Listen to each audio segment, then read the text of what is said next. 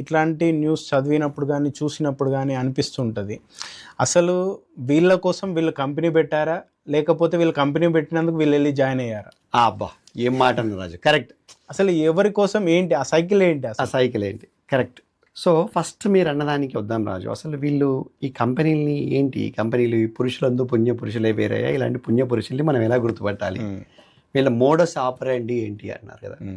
More or less అందరి modus ఆపరాండి ఒకటే ఉంది రాజు. మీరు మామూలుగా లాస్ట్ 10 yearsలో అటు బెంగళూరులో కావచ్చు, ఇటు హైదరాబాద్లో కావచ్చు, మీకు బోర్డు తిప్పేసిన కంపెనీల జాబితా చూస్తే కనుక దాదాపు మోడస్ ఆపరాండి సేమ్.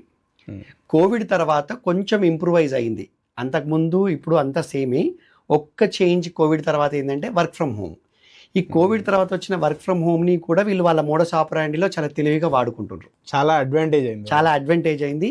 దాన్ని చాలా తెలివిగా వాళ్ళ బిజినెస్ ప్లాన్లో, వాళ్ళ బిజినెస్ స్ట్రాటజీలో, బిజినెస్ స్ట్రాటజీ అని అంటే అది మనకు అవమానం, బిజినెస్ మంచిగా చేసేవాడికి అవమానం. వాళ్ళ మోసపూరితమైన ప్లాన్లో మోసపు స్ట్రాటజీలో వర్క్ ఫ్రమ్ హోమ్ని కూడా ఒక భాగంగా చేసుకున్నారు.